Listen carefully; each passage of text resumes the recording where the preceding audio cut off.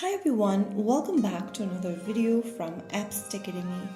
Today in this episode we will be learning how to log out of Slack application on your smartphone or your tablets. To log out or sign out of Slack, you can easily open the Slack app first. Once you're inside the main home screen, go to the top left corner and tap on your class. After you do that, you will see your workspace. To log out of a specific workspace, tap the three dots right next to the workspace and click on the Sign Out button from the bottom.